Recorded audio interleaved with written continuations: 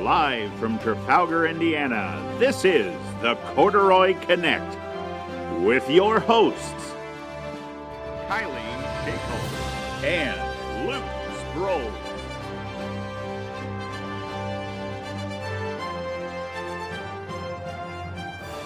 Hello, my name is Luke Sproles, and welcome back to our viewers throughout Indiana FFA. And I'm Kylie Shackle. Thank you for joining us on this episode of the Corduroy Connect, where we're sharing the stories that are shaping our future.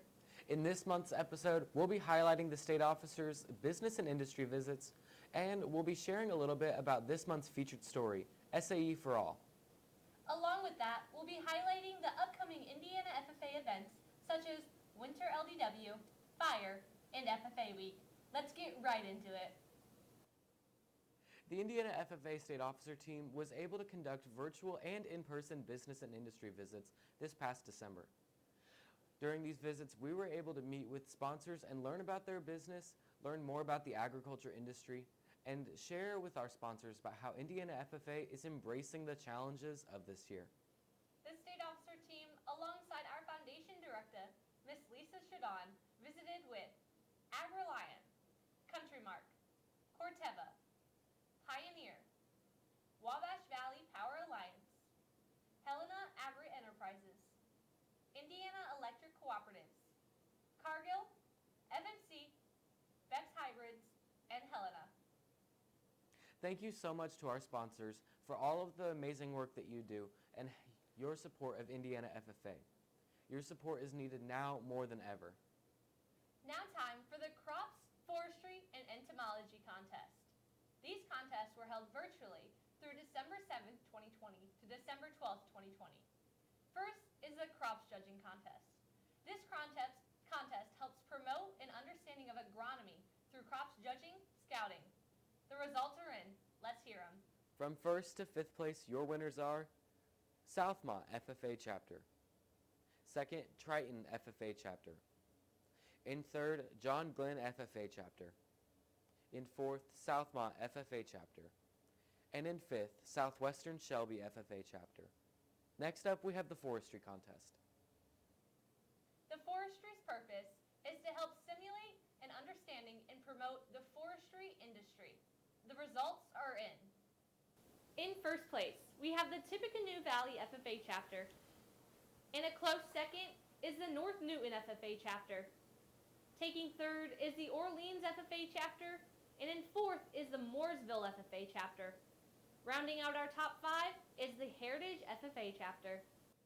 Our final contest is the Entomology Contest. The purpose of the Entomology CDE is to increase youth understanding of insects, pest control, and integrated pest management. The results are in. In first place, we have the DeKalb FFA Chapter. In 2nd, Columbia City FFA Chapter. In 3rd, Rossville FFA Chapter. In 4th, Carroll at Flora FFA Chapter. And in 5th, Prosser Career Education Center FFA Chapter. Congratulations to our crops, forestry, and entomology participants. Way to embrace this year by competing in a virtual contest. Now for some updates. The Winter Leadership Development Contest will be held in person from February 5th to February 7th. This workshop is for chapter officers to learn about being a leader in their chapter and help kick off an awesome year of service. Registration is open, but it closes today. And due to COVID-19 restrictions, we are limited on the number of in-person participants. For more information, please talk to your advisor and have them reach out or email Mr. Martin. Our Foundations in Reaching Excellence Conference was originally scheduled for November. However, due to the ongoing coronavirus pandemic, we had to reschedule. We will now have 2 in-person events held on February 12th through the 14th and February 26th through the 28th. Additionally, we will have a virtual on-demand fire conference available during the National FFA Week. Students in 10th through 12th grade can participate in fire. Registration is now open. Fire 1 registration will close on January 7th and Fire 2 will close on February 10th. The virtual fire registration will close on February 3rd. Again, due to the COVID-19 pandemic, there is a limit on in-person participants, so Make sure to register soon. For more information, please reach out to your advisor or Mr. Martin. Now, speaking of National FFA Week, National FFA Week is February 20th through the 27th. We are so excited for a week full of fun activities that is going to sweep across our country from FFA chapters around the country and in our state. Check in with your local chapter to see what your chapter is doing to celebrate this awesome week, and be sure to check out our Indiana FFA social media to see what the state officers are doing during National FFA Week. Welcome back to the Corduroy Connect, your one-stop shop for all things Indiana FFA. I'm your salesman, Lauren Matlock, and I'm here to tell you how you can sponsor the Corduroy Connect. Hi, my name is Kylie Shackle. How are you doing, Kylie? I'm good. Hey, can you help me? Of course I can help you. Okay.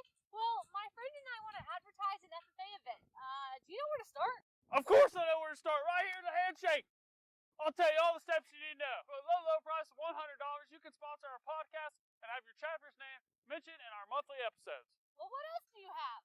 Well, if you don't want to shout out your chapter and you just want to have your chapter mentioned at the beginning of the episode, I'll tell you what, I got the model for you. You can become a general sponsor of the Corduroy Connect and sponsor $100 for anything. For $100, that deal's a steal. Wow. Well, I don't know if that's going to do it. What else do you have? I'll tell you what, the best I can do, the cherry on top, the greatest deal I can give you right now is for $200. I can highlight any of your accomplishments, achievements of your chapter on any of our video episodes that we have. Okay. For how long? A minute! A whole minute! 60 seconds! 30 seconds times 2! The whole time for a minute! Oh my, that's it. I'll take it. Sounds like I can serve ourselves a deal here. Yeah. Another fine day at Corduroy Connect.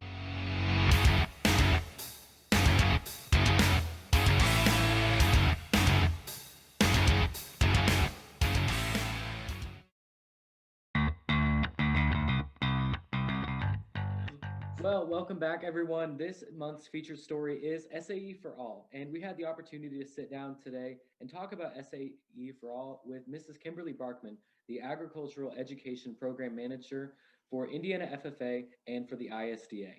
Thank you for joining us, Mrs. Barkman. How are you doing today? I'm doing well. Thank you for having me. Absolutely. So we're going to ask you just a few questions about SAE For All and what Indiana FFA and its members need to know about it. Sure.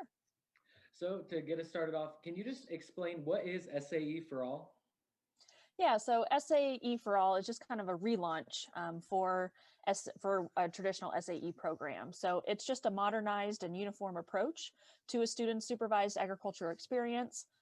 So this was put together by the National Council for Ag Education, and it just kind of helps address those barriers that a teacher or a student may have to implementing an SAE program. And it just helps to have more of 100% SAE engagement with students, because that's the ultimate goal, is that we want to make sure that all of our ag students have some type of supervised ag experience. Awesome. So you touched a little bit on it, but can you talk about some of the barriers that students may experience when they're trying to set up an SAE?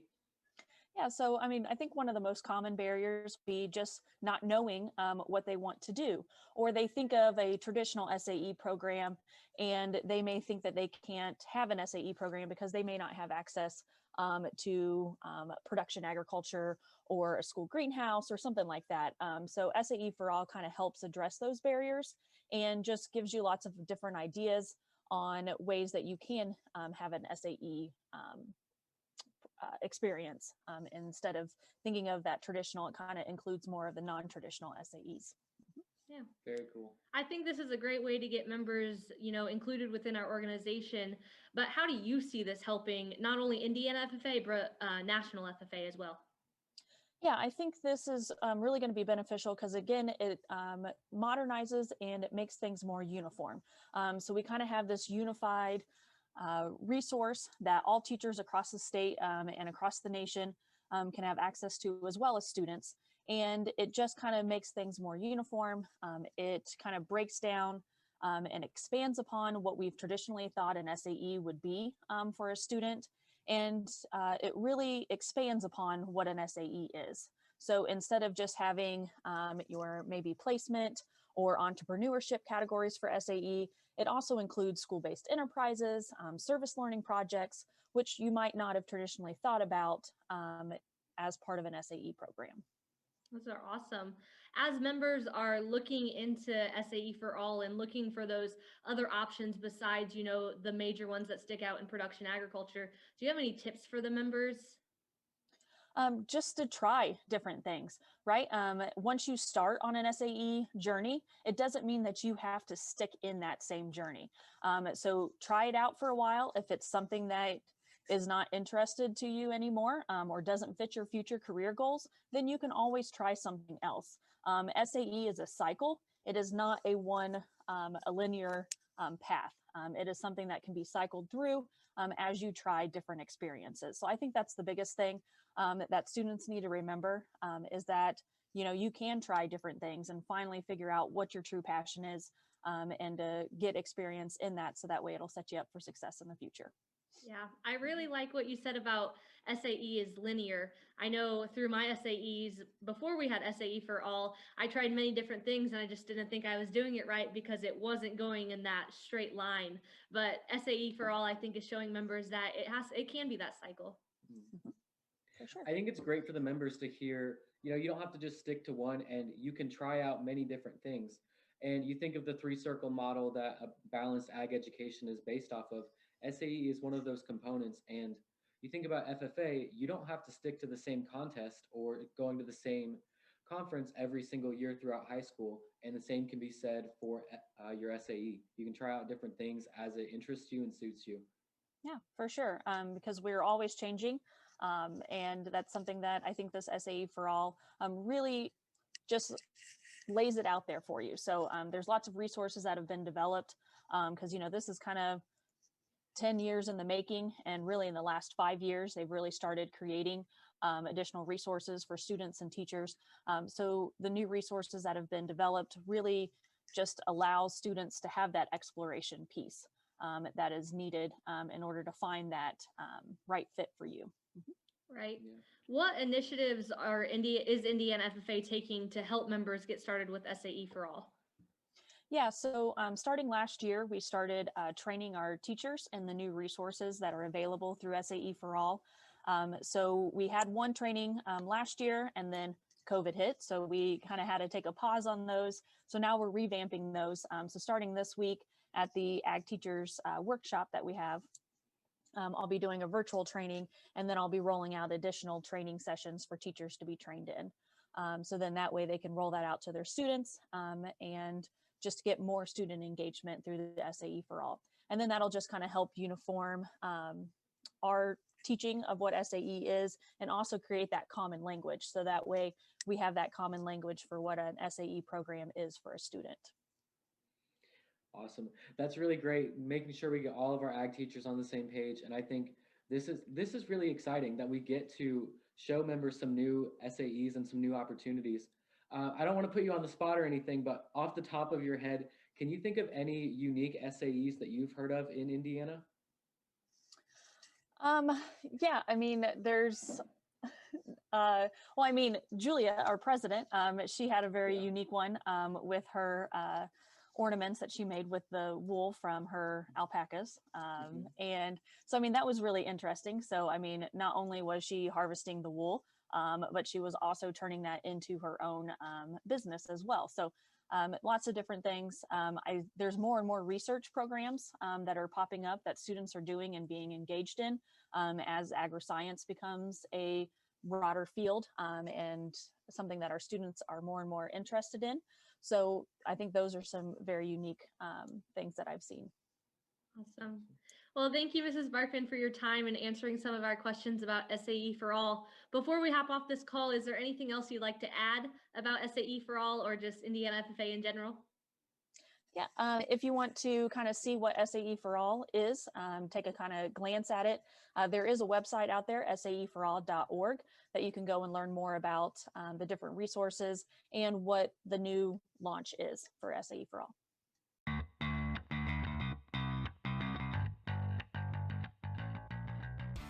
This has been your monthly edition of the Corduroy Connect. Once again, I'm Luke Sproles. And I'm Kylie Shakel. Until next time, Indiana FFA, stay golden.